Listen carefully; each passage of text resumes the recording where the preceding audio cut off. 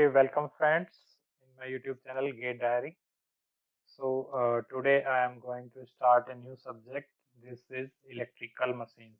This is very important subject from the gate point of view. Actually, 10 to 13% questions you will get from the electrical machines. Okay, so total marks 12 to 15 marks they will ask for this electrical machine. And first, I will discuss the syllabus on which I will focus, and later I will start the single phase transformer. So, syllabus is basically weight is total weight is 10 to 15 marks, or you can say about 10 to 13% questions you will get from the machines. Okay, so this is very important subject. Uh, topic topic are single phase transformer. In this we will study equivalent circuit diagram, phasor diagram. This is actually GATE syllabus I downloaded from the GATE website. So phasor diagram, open circuit and short circuit test, important, and regulation, very important. You will get one numerical from regulation and efficiency. Okay. Then three-phase transformer. In three-phase transformer, vector groups or connection and parallel operation is very important. You will get 2 marks numerical from. You may get from parallel operation or efficiency. Okay. Next, auto transformer. Okay. Next, transformer is over. Then second is DC machine. Okay. So DC machine, in this separately excited series you will get 2 marks numerical definitely from the series. Very important, this series motor, series and shunt. Okay, motoring and generating mode of operation and their characteristics, speed control of DC motor. So this will come from the DC. Next, three phase induction machine, very important, induction machine. In this, principle of operation, types, performance, torque, speed characteristics, no load and blocked rotor test, equivalent circuit diagram, starting and speed control. Okay.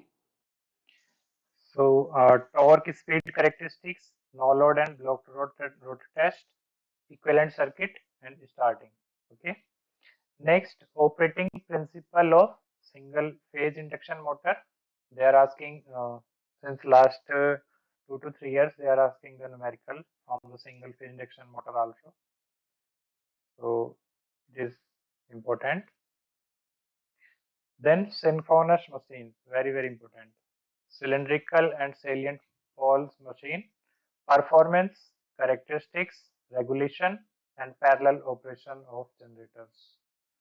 They may ask numerical from the parallel operation of generator also, droop control of generators. And next, starting of synchronous motor, types of losses and efficiency calculation of electric machines. Okay, so this was the syllabus of your electrical machines. In this, transformer, DC, induction, and synchronous is there. So first I am going to start the first thing, and it is single phase ideal transformer. Okay, so first let me know, if you know, I think you know very well about the transformer. In BTech first year student studied about first time about transformer. So transformer, basically this is a static machine. This is static, there is no moving part. This is static machine. Okay, there is no moving part. And it may have different windings on its core. Okay, so पहले देख लेते हैं कि transformer basically किस तरह का होगा। ये मैंने यहाँ पे कुछ रखा है आपका छोटा दिखाने के लिए। This is basically, it contains one core. On the core you will wrap the winding. You can say this is primary and this is secondary. Okay, and choice is yours. You can connect load here at primary side and source as secondary side. This is only up to you. This is your choice. Or you can connect source at primary side and load at secondary side. This is only up to you. Which one is secondary and which one is primary. Okay. Both can work as primary as well as secondary. So nowadays they are not using primary and secondary. Simply they are saying high voltage side and low voltage side, HV side and LV side, low voltage side. Primary secondary बस अभी पहले use करते थे, but अभी आप high voltage और low voltage, ठीक है। तो आप किधर भी कनेक्ट कर सकते हो लोड। इसमें आपका जो फ्रीक्वेंसी है ये चेंज नहीं होता, frequency will be same. Means transformer transfer the electrical power from one circuit to another circuit with constant frequency, or with there is no change in the frequency. Okay, it changed only the voltage level or current level. Power will be same, so frequency will be same. There will be no frequency change.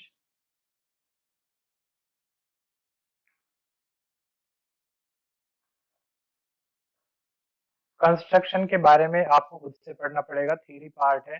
Actually ये thin strips की ये ferromagnetic core होती है basically. तो ये इसको इतना thin thin करके जो स्ट्रिप है इससे बनाते हैं। तो ये क्यों लेते हैं, इसका जो बेसिकली एक स्ट्रिप का जो एरिया है ये हम काफी कम एरिया लेते हैं इसको, इसलिए हम जो एकदम पतली पतली स्ट्रिप्स से बनाते हैं कोर। इसका आगे देखेंगे reason why we are making the core of such type of material and in this small thin laminated strips. So it's different importance of this construction. Later we'll see in the losses. So basically machines को अगर यहाँ पे थोड़ा सा categorize किया, electrical machines basically, okay, in two part, stationary and rotating.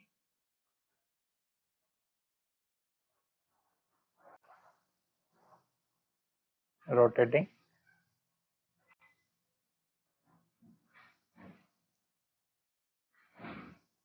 Okay, stationary means transformer stationary electrical machine है, and rotating means induction machine, DC and synchronous. Okay, we will see all the things. So in all the machines, in all the electrical machines, actually any device which is capable of electromechanical conversion continuously is called electrical machine. Okay, तो ये सारी machine क्या कर रही है आपकी, continuously electromechanical conversion कर रही है एनर्जी का। तो ये सब क्या है आपकी electrical machines.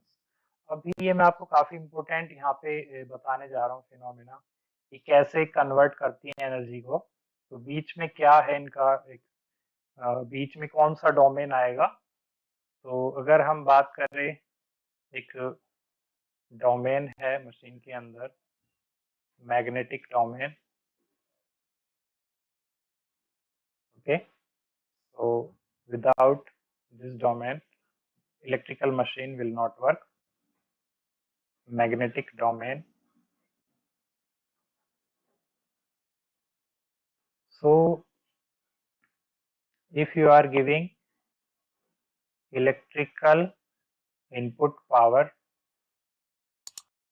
and you are getting electrical output power, and if you are giving electrical input power and you are getting some mechanical output power, and if you are giving some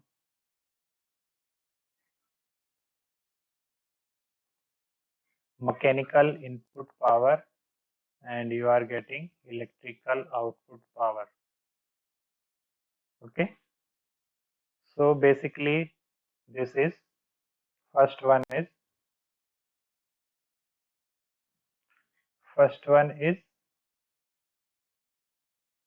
transformer.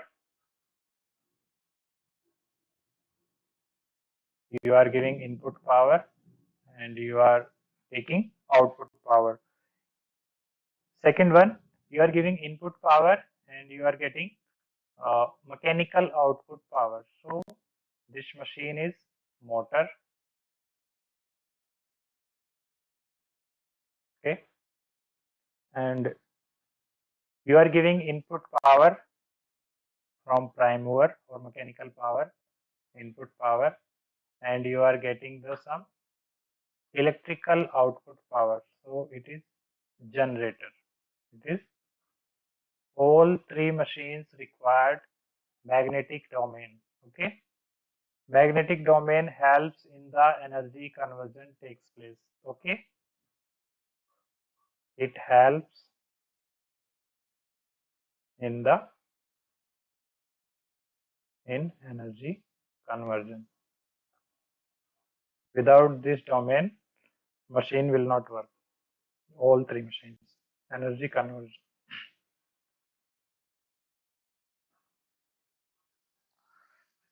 So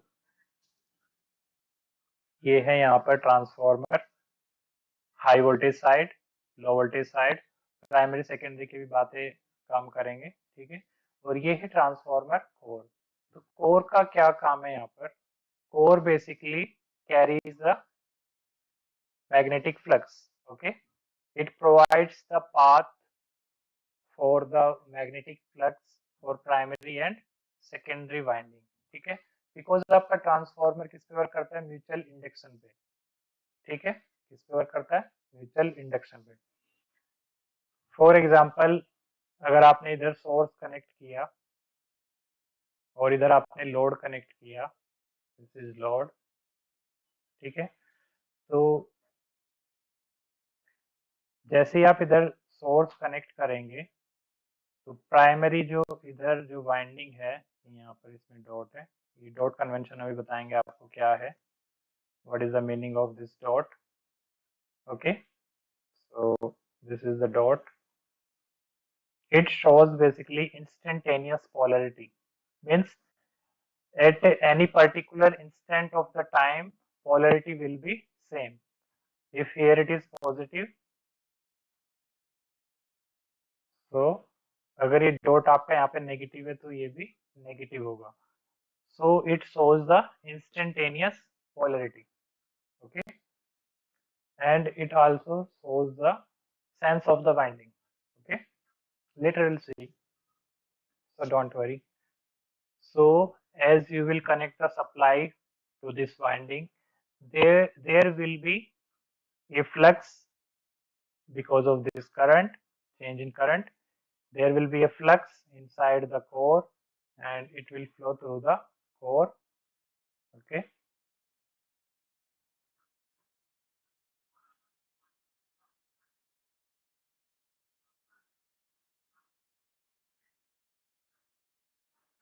next एक simple diagram में समझ लेते हैं। यहाँ पे थोड़ा सा यहाँ पे बनाते हैं। ये है आपका core,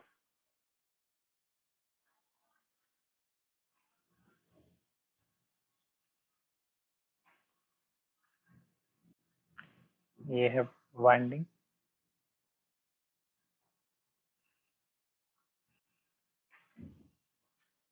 and this is the winding at other side.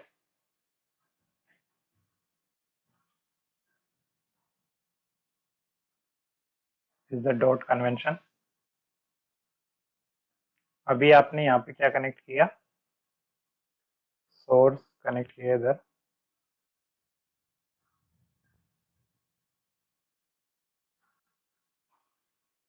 AC source. तो इसमें क्या मैंने बताया, यहाँ पे जैसे ही आपने वोल्टेज दिया इसको, तो इसमें करंट फ्लो होगा आपका इस डायरेक्शन में।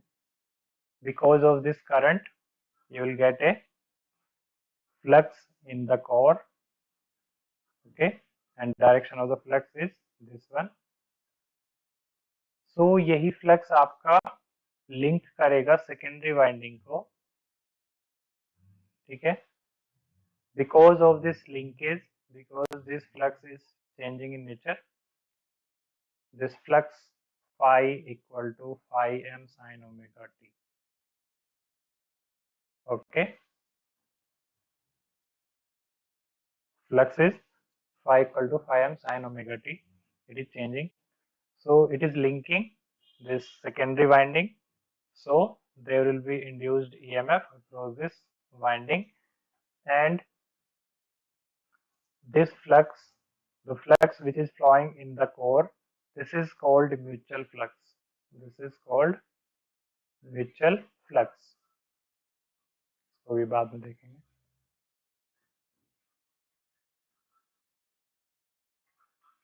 So this is mutual flux. This is useful flux. This is useful flux, mutual flux, which links both the winding, okay, and this is useful flux.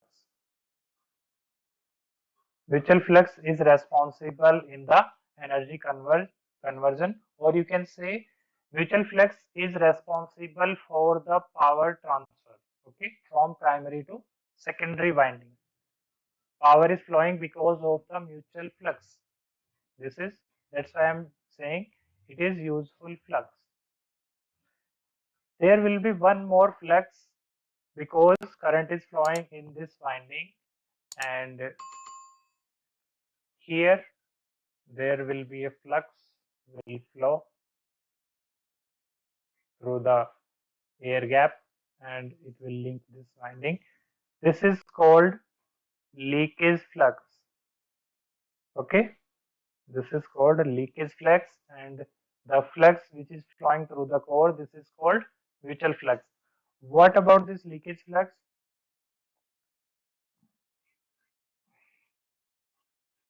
This leakage flux, this is simple voltage drop,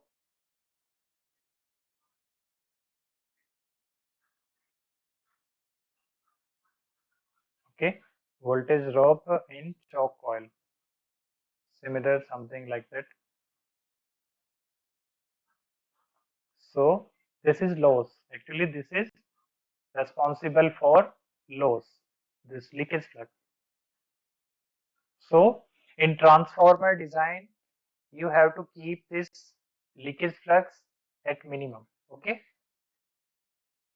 आपका maximum to maximum flux core से pass होना चाहिए, because जो core से पास होगा आपका flux वही responsible होगा आपका यूजफुल पावर ट्रांसफर करने के लिए, ठीक है। सो आपका कोर में गया फ्लक्स, इसको मैंने कहा यहाँ पे phi, phi equal to phi m sine omega t, ठीक है। ये है आपका leakage flux. So because this flux is linking this coil also, so there will be an induced EMF in the primary side, and if this is A and this is B, so there will be some uh, voltage drop across this winding. Okay, so how to find out that voltage drop? Before finding that voltage drop, you have to just go, you should understand a few basic concepts. If one coil is there, for example, this is the core and this is the coil.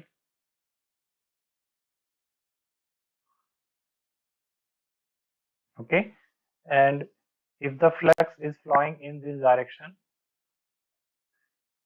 upward, okay, so because of this flux flow, there will be induced EMF. So how to find out the direction of that induced EMF? This is the question. So basically this induced EMF will be equal to plus minus, this will be d lambda by dt. This will be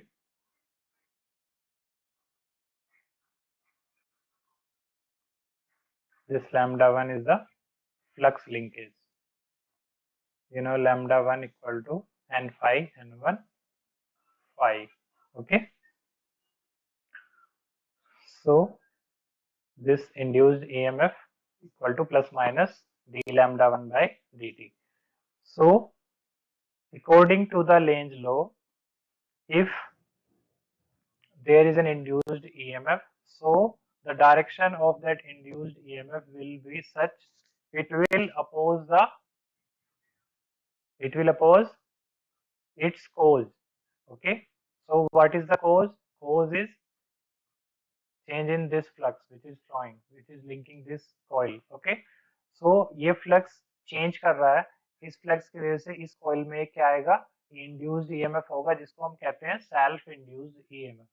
ठीक है, तो length ने क्या कहा कि ये जो आपका वोल्टेज यहाँ पे जनरेट होगा इन दो इस कॉइल के अक्रॉस, तो इसकी डायरेक्शन ऐसी होगी कि ये अपोज करेगा अपने, जिससे ये प्रोड्यूस हो रहा है, प्रोड्यूस किससे हो रहा है, चेंज इन फ्लक्स से, तो ये अपोज किसका करेगा, इस फ्लक्स का अपोज कैसे करेगा, इसको कम करके. कम कैसे करेगा, कम ऐसे करेगा, आप ये समझो कि अगर एक फ्लक्स ये इस डायरेक्शन में जा रहा है आपका फाई 1, तो इसको अगर आपको कम करना है तो क्या करना पड़ेगा, इसके अपोजिट में एक फ्लक्स आएगा फाई 2. ठीक है, क्योंकि अगर ये फाई 2 इसको इसके साथ ही चला तो ये इसको सपोर्ट करेगा, लेकिन सपोर्ट तो करेगा नहीं अकॉर्डिंग टू लेंज लॉ, तो ये जो फ्लक्स होगा फाई 2, ये जो इससे प्रोड्यूस होगा, तो ये फाई 1 का अपोज करेगा. ठीक है, तो वही मैं कह रहा हूँ कि जो ईएमएफ इंड्यूस्ड होगा आपका, इसकी डायरेक्शन कैसी होगी कि ये इसको अपोज करेगा. ठीक है, तो इसमें आप क्या करेंगे, इसकी डायरेक्शन निकालने के लिए आप क्या करिए, कॉइल को एक रेजिस्टेंस के थ्रू शॉर्ट कर दीजिए. ठीक है, जब आप शॉर्ट करेंगे तो आप ये देखिए जो कॉइल से फिर प्रोड्यूस होगा मैग्नेटिक फील्ड, उसकी डायरेक्शन कैसी होनी चाहिए, जो जिससे प्रोड्यूस हो रहा है उसके अपोजिट.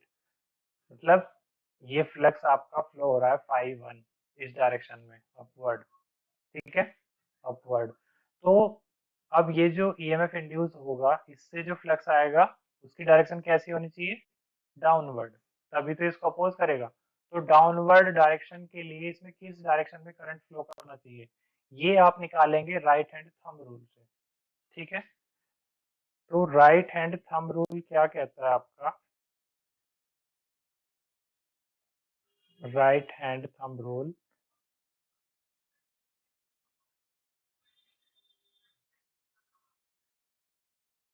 आपका ये कहता है कि जब आप राइट हैंड में एक कोई कंडक्टर, इसमें actually right hand thumb rule में बेसिकली 2 रूल है. रूल 1, रूल 2 दोनों एक दूसरे के वाइस वर्सा हैं। ठीक है, तो पहले वाला रूल मैं बता देता हूँ। अगर आपके पास एक कंडक्टर है, ठीक है, कंडक्टर आपने ऐसे पकड़ा फिंगर से आपने पकड़ लिया, और जो आपका थंब है इसको आपने 90 डिग्री रखा फिंगर से अपवर्ड। तो अगर करंट की डायरेक्शन उस कंडक्टर में अपवर्ड है, ठीक है, तो मैग्नेटिक फ्लक्स की लाइन आपकी दिखाएंगी डायरेक्शन, आपकी जो उंगलियों की डायरेक्शन है वो होगी आपकी मैग्नेटिक फ्लक्स लाइन की डायरेक्शन, और जो आपकी डायरेक्शन है थंब की, ये दिखाएगी आपको करंट की डायरेक्शन। ठीक है, तो बेसिकली अगर करंट अपवर्ड जा रहा है कंडक्टर में,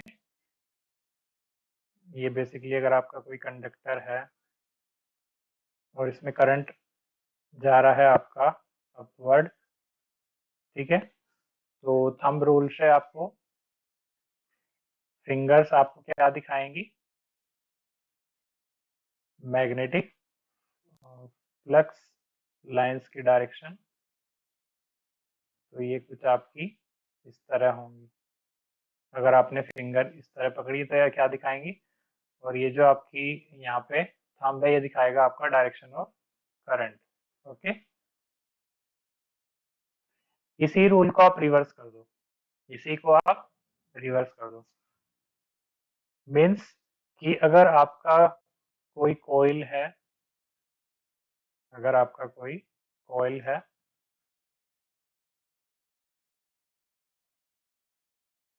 और कॉइल में करंट जा रहा है, तो उससे मैग्नेटिक फ्लक्स की और मैग्नेटिक फील्ड की जो डायरेक्शन है वो भी आप निकाल सकते हैं। ठीक है, फॉर एग्जाम्पल इससे करंट जा रहा है आपका, तो आप इस तरह फिंगर को करो करंट की डायरेक्शन में, तो ये इधर दिखाएगी आपको, जहाँ पे आपका थंब रहेगा उधर दिखाएगा आपको ये मैग्नेटिक फील्ड की डायरेक्शन। ये क्या दिखाएगी, मैग्नेटिक फील्ड की डायरेक्शन, और ये है आपकी करंट की डायरेक्शन कॉइल में। ये बात करें अगर हम कॉइल की करंट डायरेक्शन। ठीक है,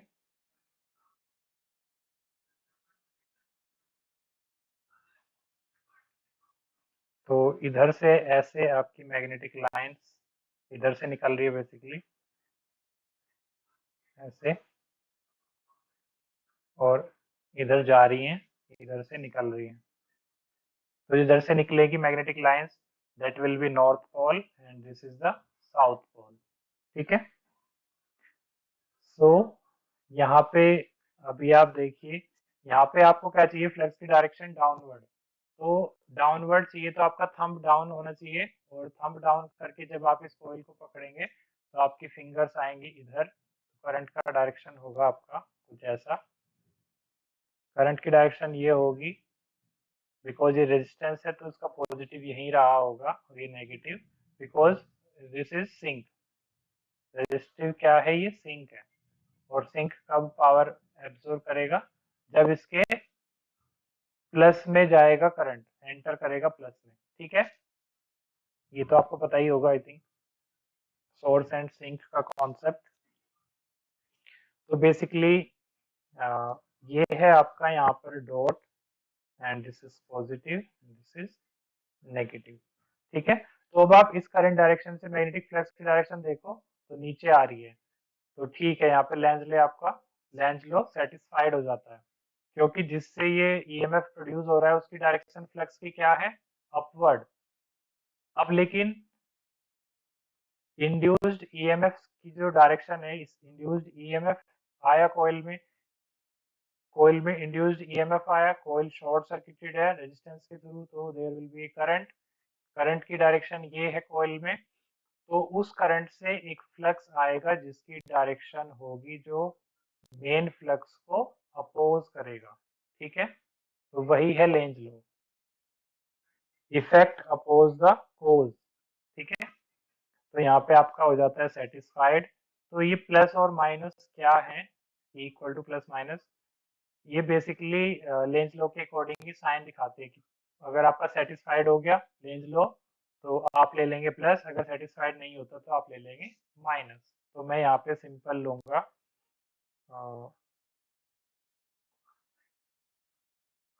यहाँ पे मैं लूंगा, अभी पता लगा हमें कि ये प्लस है और ये माइनस। कैसे निकाली हमने कॉइल की पोलैरिटी? हमने क्या किया, इसको सोर्स को हटा के और यहाँ पे एक रेजिस्टेंस कनेक्ट किया, तो जिससे हमें पता लगा कि ये जो इंड्यूस्ड ईएमएफ है this is plus d by D t lambda 1 and lambda 1 equal to n1 phi, ठीक है, and phi equal to phi m sine omega t. So Lenz law is satisfied. That's why I'm taking here positive sign. हाँ, अभी आपको बताना है dot cross के बारे में, मुझे थोड़ा सा बेसिक। तो ये जो क्रॉस है इसमें बेसिकली आपकी इधर होगी करंट की डायरेक्शन और मैग्नेटिक फील्ड की डायरेक्शन। सो क्रॉस आपका जब आएगा आप इसको समझ सकते हैं स्क्रू ला से, ठीक है। आप एक स्क्रू लो और उसको टेबल में ऊपर से स्क्रू लिया आपने, उसको अगर आपने क्लॉकवाइज रोटेट किया स्क्रू ड्राइवर से, ठीक है, तो क्लॉकवाइज जब आप उसको रोटेट करेंगे क्लॉकवाइज, तो स्क्रू क्या होगा, अंदर जाएगा टेबल में, वुडन टेबल के अंदर जाएगा स्क्रू, तो अंदर जाएगा क्लॉकवाइज। आपने घुमाया क्लॉकवाइज स्क्रू ड्राइवर से और क्लॉकवाइज घुमाया तो स्क्रू आपका इनटू द पेपर, ठीक है, इनटू पेपर। तो क्रॉस में आपकी जो करंट की डायरेक्शन है वो क्या होगी, डाउनवर्ड होगी, डाउनवर्ड, ठीक है। वहीं पे अगर आप इसका अपोजिट समझे, डॉट, डॉट कैसे है, डॉट कब बनेगा, जब आप उसी स्क्रू को स्क्रू ड्राइवर से अगर आपको बाहर निकालना है स्क्रू को, तो आप स्क्रू ड्राइवर से कैसे घुमाओगे, एंटी क्लॉकवाइज, एंटी क्लॉकवाइज घुमाओगे तो आपका स्क्रू निकल जाएगा, और स्क्रू निकल जाएगा तो वहां पे क्या बचेगा, टेबल में एक छोटा सा होल बचेगा, उसी को यहाँ पे डॉट लिखा है, ठीक है। तो डॉट में आप ध्यान देना करंट की डायरेक्शन सॉरी या मैग्नेटिक फील्ड की डायरेक्शन क्या है, एंटी क्लॉकवाइज, और क्रॉस में क्या है, क्लॉकवाइज, ठीक है। तो ये एक दूसरे के अपोजिट है। इसमें आपकी करंट की डायरेक्शन अपवर्ड है, स्क्रू आपका बाहर आ रहा है, तो करंट की direction outward to the paper, ठीक है, out to the paper, and this is inside to the paper. अच्छा, एक और है कि डॉट डॉट के बीच में कौन सा फोर्स लगेगा, ठीक है, dot dot means same pole होंगे, तो इनके बीच में कौन सा फोर्स लगेगा चेक कर लेते हैं अभी, ठीक है। ये दो डॉट हैं आपके, तो इसमें करंट ये क्या है, मैग्नेटिक फ्लक्स का direction anti clockwise, okay, anti clockwise अगर है तो यहाँ पर देखिए आप, ये upward and this is downward, तो ये कैंसिल आउट कर देंगे, तो यहाँ पे 0 हो गया। लेकिन बाहर की तरफ मान लिया अगर ये 1 पर यूनिट आपकी मैग्नेटिक फ्लक्स डेंसिटी है, यहाँ पर इसकी भी 1 पर यूनिट है आपकी, तो ये 1 पर यूनिट यहाँ पर 1 1, ये अब ऊपर जा रही है, ये डाउनवर्ड जा रही है, तो 1 1 कैंसिल कर दिया 0। लेकिन बाहर की तरफ आप देखो, बाहर की तरफ इधर दूसरे साइड कंडक्टर के इधर यहाँ पे 1 है और इधर भी 1 है, तो यहाँ पे आप देख रहे होंगे कि कुछ मैग्नेट ये जो मैग्नेटिक एनर्जी का डिसबैलेंस है, मतलब सेंटर में 0 है और बाहर की तरफ है आपकी, बाहर की तरफ ज्यादा है, ठीक है, ओके। ये क्या है आपका बेसिकली, ये कॉन्सेप्ट जो मैं आपको समझाना चाह रहा हूँ कि अगर दो वायर हैं उसमें करंट सेम डायरेक्शन में फ्लो हो रहा है आपका, ये अगर आपका एक वायर है, ठीक है, तो ये वायर है आपका, सेम डायरेक्शन में आपका करंट फ्लो हो रहा है। ये यहाँ पे डॉट है, तो करंट किस डायरेक्शन में फ्लो होगा आपका, अपवर्ड। तो इससे जो आपकी मैग्नेटिक फ्लक्स लाइन जो आई, ये आएंगे आपके एंटी क्लॉकवाइज, ठीक है। तो अभी ये देखना है कि इन दो वायर्स के बीच में कैसा फोर्स लगेगा, फोर्स ऑफ अट्रैक्शन और फोर्स ऑफ रिपल्शन।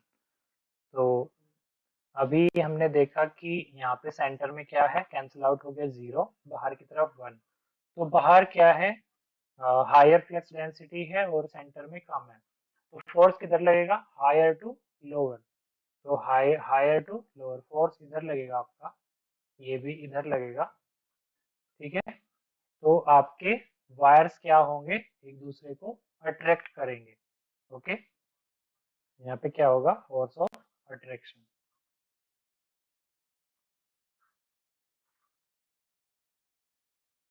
ठीक है।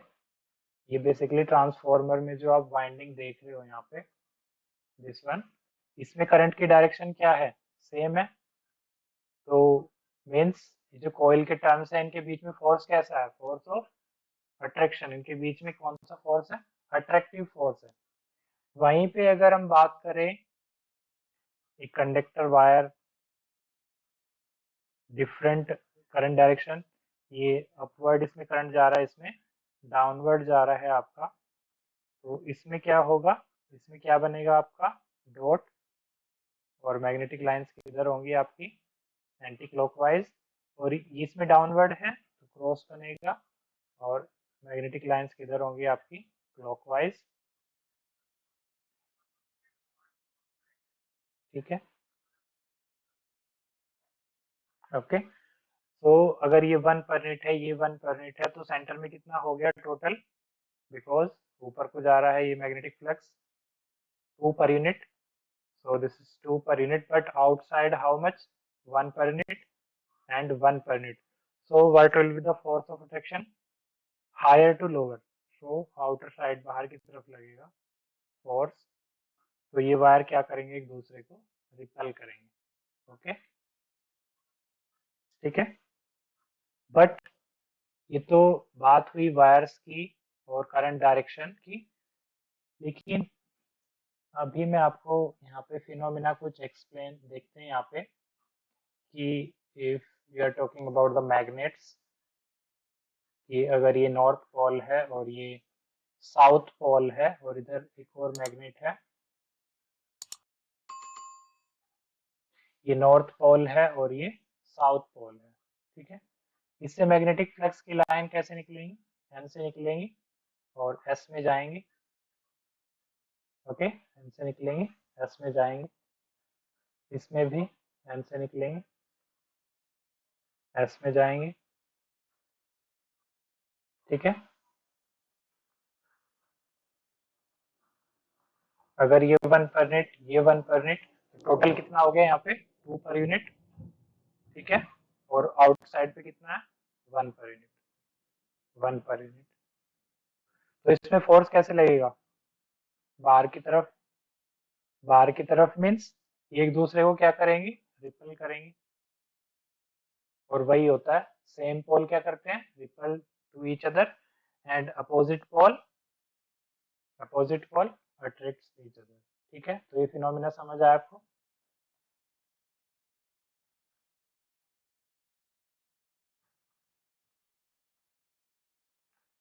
ठीक है। अभी मैं आपको यहाँ पर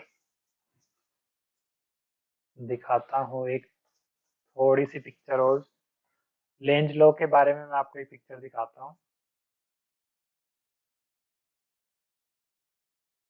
लेंज लॉ के बारे में अगर बात करें,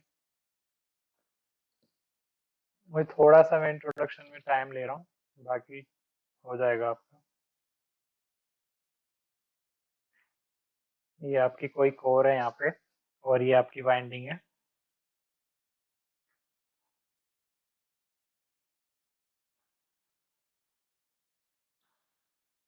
ठीक है।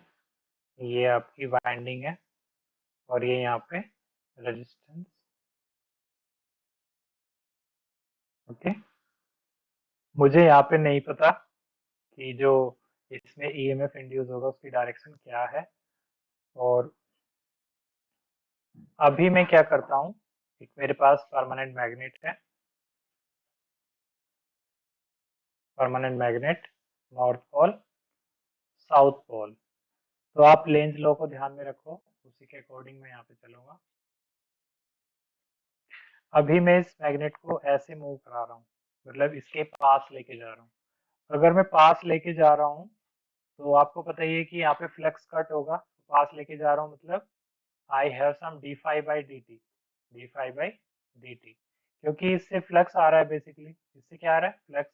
और फ्लक्स को मैं मूव करा रहा हूँ, अपने हाथों से ही मूव करा रहा हूँ फ्लक्स को, ठीक है। इसलिए मैंने कहा कि D phi by D T है। तो यहाँ पे according to the Faraday law of electromagnetic induction there will be an induced EMF across this coil and it is connected to the external resistance R. So मैं इधर इसके पास लेके जा रहा हूँ, फ्लक्स चेंज हो रहा है तो इसमें इंड्यूस्ड ईएमएफ होगा। तो उसकी डायरेक्शन कैसी होगी, इसके अपोजिट होगी। अपोजिट होगी तो लेंज लॉ सेटिस्फाइड हो जाएगा आपका। तो देखते हैं कैसे होगा। अगर ये आपका एन है और मैं इसको इसके पास लेके जा रहा हूँ तो अपोज करना चाहिए। अपोज का मतलब कि यहाँ पे जो मैग्नेट बनेगा, इस वाली आपकी कोर में जो मैग्नेट बनेगा, वो इसको मोशन को, आप जैसे इधर को मूव कर रहे हैं तो इसको अपोज करना चाहिए। अपोज कब करेगा, जब यहाँ पे एन होगा तब अपोज करेगा, या जब यहाँ पे एस बनेगा तब अपोज करेगा। अगर एस बनेगा, ये एन है, एन एस तो अट्रैक्ट करेंगे, तो वहां पे तो लेंज लॉ आपका सेटिस्फाइड हो गया। इसका मतलब एस तो बनेगा नहीं। तो यहाँ पे क्या बनेगा आपका, इधर इस वाले, जब आप ऐसे मूव करेंगे परमानेंट मैग्नेट को, तो यहाँ पे बनेगा एन। एन यहाँ पे क्यों बनेगा, तो सेटिस्फाइड द लेंज लॉ। अगर यहाँ पे एन बना और आप इधर को लेके इसको चले, तो ये क्या करेगा, इस पे रिपल्सिव फोर्स लगाएगा, मतलब कि आपके मोशन का अपोज करेगा। अगर यहाँ पे एन बना तो इधर एस बनेगा, और इधर अगर एन और एस बना तो आप देख लो कि आपकी कॉइल में करंट की डायरेक्शन क्या होगी, जो यहाँ पे एन बनाए और ऊपर एस बनाए। एन बनाए मतलब इधर से कहीं से फ्लक्स निकलेगा, ऐसे जाएगा, ठीक है। तो ये ऐसे जाएगा फ्लक्स निकल के इसमें। फ्लक्स की डायरेक्शन कैसी होगी, डाउनवर्ड। डाउनवर्ड मीन्स आपकी करंट की डायरेक्शन कुछ होगी इस तरीके से, इससे ही तो प्रोड्यूस होगा आपका डाउनवर्ड फ्लक्स। आप देखो ऐसे फिंगर में पकड़ के कॉइल को, ऐसे फिंगर आपकी दिखाएंगी करंट की डायरेक्शन, ठीक है। तो नीचे आपका आ जाएगा, थंब नीचे आ जाएगा, और नीचे आ जाएगा तो ये बन गया एन, ये बन गया एस। ये सिंक है तो ये प्लस होगा और ये माइनस होगा, ठीक है। ये क्या है आपका रेजिस्टिव सिंक है। सोर्स सिंक का भी अभी बता देते हैं, छोटा सा कॉन्सेप्ट है।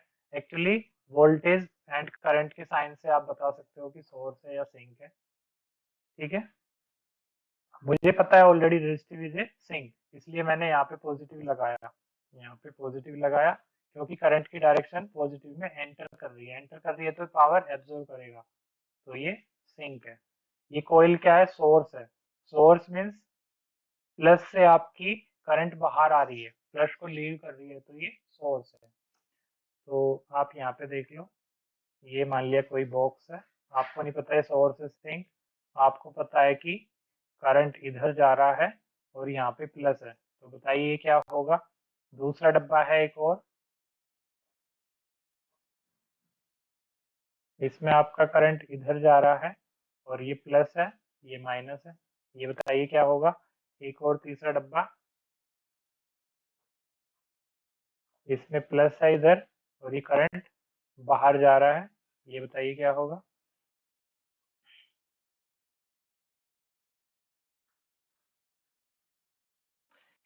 ये है बेसिकली करंट की डायरेक्शन, ये है आपकी, और प्लस यहाँ पे है, ठीक है। तो प्लस के अंदर करंट जा रहा है, प्लस के अंदर जा रहा है करंट, मतलब ये पावर एब्जॉर्ब कर रहा है। तो ये क्या है, ये सिंक है, ये सिंक है। यहाँ पे, यहाँ पे क्या है, प्लस के अंदर करंट जा रहा है, तो ये क्या है, ये भी सिंक है।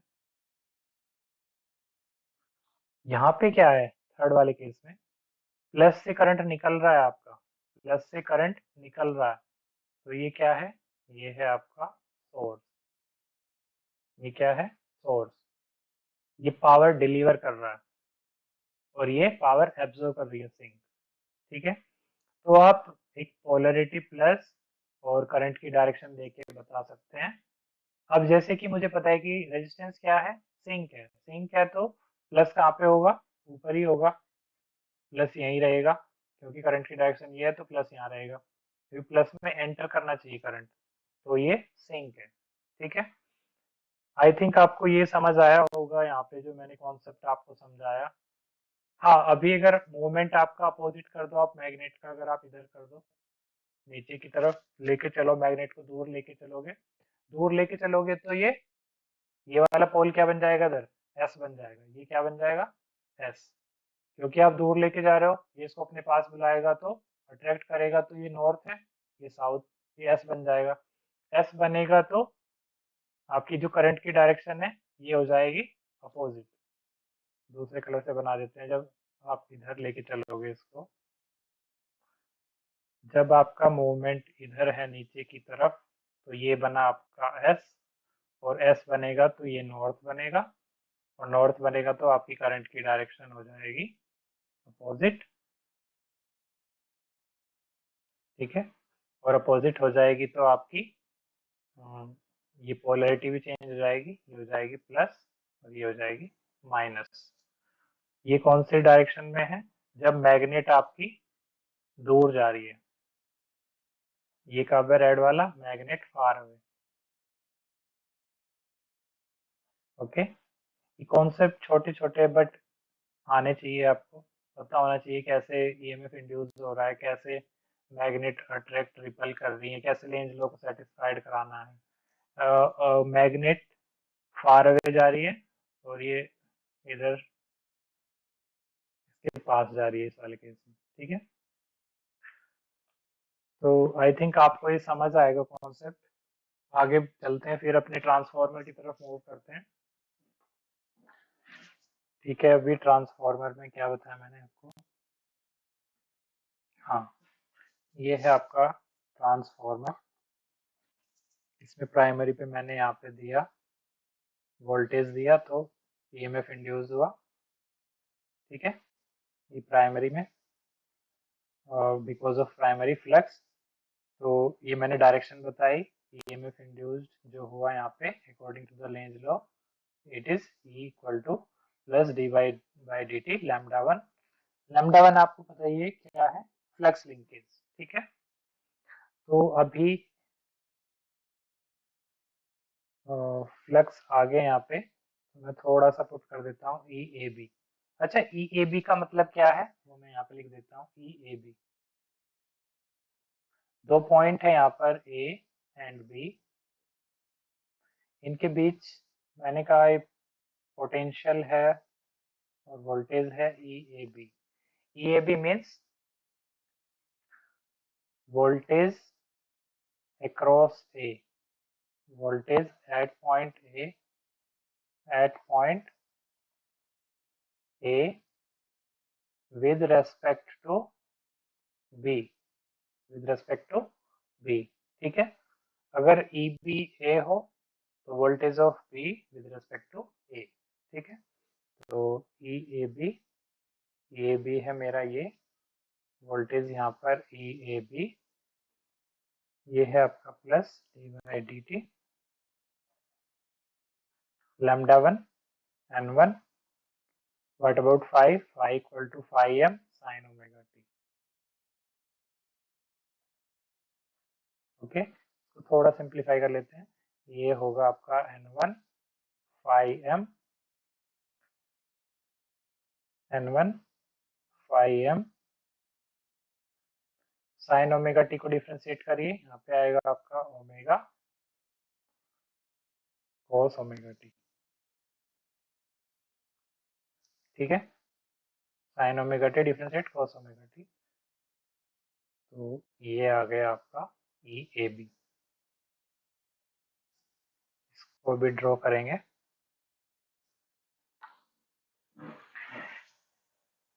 इसको थोड़ा सा और लिख लेते हैं, इसको आगे लिख लेते हैं E1, यहाँ पे लिख देते हैं इस E1 equal to A B को मैंने E1 लिख दिया यहाँ पर, this is basically phi m n1 omega cos omega t। Okay, तो यही है बेसिकली आपका ट्रांसफॉर्मर इक्वेशन। इसको ही लिख देते हैं यहाँ पर E1 equal to n1 phi m omega, okay, and this is divided by root 2 because this is maximum value E1 equal to Em cos omega t, इसलिए मैं यहाँ पे RMS लिख रहा हूँ, तो मैंने डिवाइडेड बाय रूट 2 किया। This is the basically this one is the Em maximum value, इसको मैंने यहाँ पे क्या लिखा RMS value n1 by m omega by root 2। Omega को आप लिख सकते हैं यहाँ पर n1 phi m 2 pi f divide by root 2। तो यही आपका later you can write root 2 pi f pi m n1। ये है आपकी ट्रांसफार्मर वोल्टेज इक्वेशन। E1 यहाँ पर क्या है आपका, what about E1 RMS value induced EMF, ठीक है।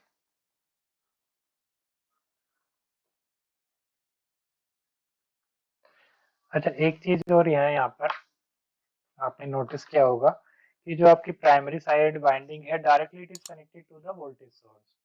सो आप क्या कह सकते हैं, ये आपकी जो वाइंडिंग है directly it is connected to the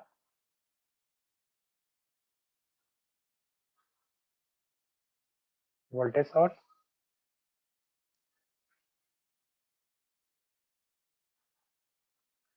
और ये इंड्यूस्ड ईएमएफ हुआ self induced EMF E1।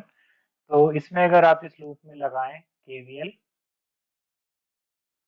KVL in loop,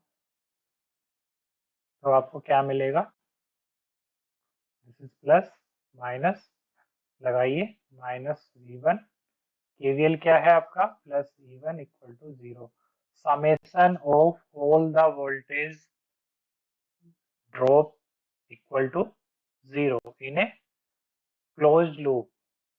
okay, तो क्लोज लूप में आपका जितना भी वोल्टेज का समेशन है वो आपका 0 होगा, ठीक है। आप देख लो यहाँ पे -2 plus voltage rise means negative, then positive to negative voltage drop I am taking here positive, ठीक है। तो ये हो गया आपका E1 इक्वल टू V1, ठीक है, क्योंकि कॉइल आपकी डायरेक्टली कनेक्टेड है सप्लाई से। तो अभी मैं ड्रॉ कर लेता हूँ आइडियल ट्रांसफार्मर के लिए नो लोड पर फेजर।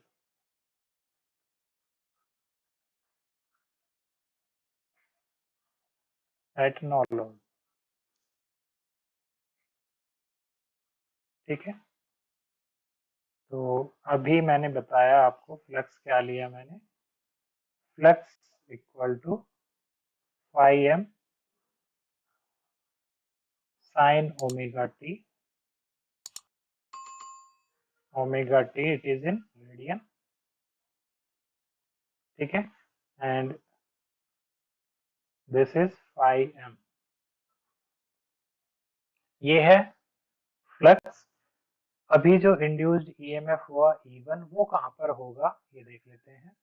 E1 है आपका phi m n1 omega cos omega t, इसी को आप लिख सकते हैं phi m n1 omega sine omega t plus 90, ठीक है।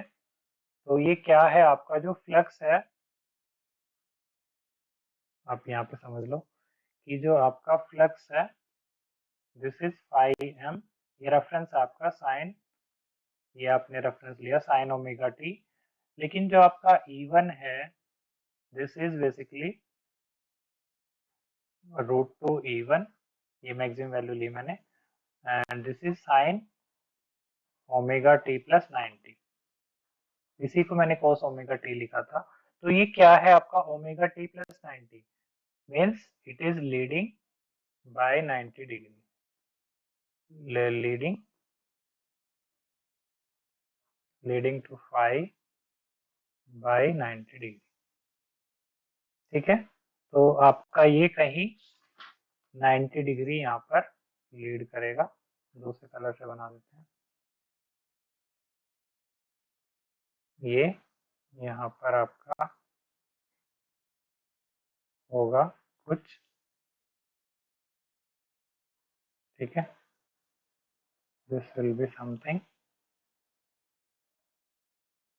तो ये है आपका E1, इसको आप फेजर भी बनाना है, आपको फेजर बना लो आप इसका।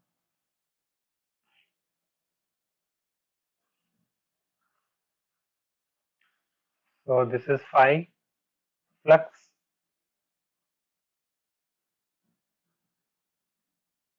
and this is your E1, okay, ये 90 डिग्री आपका लीड कर रहा है, 90 degree leading from the flux phi, okay. तो ये है आपका नो लोड पे, बेसिकली केवीएल आपका किस पे है, energy law of conservation, KVL किस पे वर्क करता है आपका, ये भी एनर्जी लॉ ऑफ कंजर्वेशन।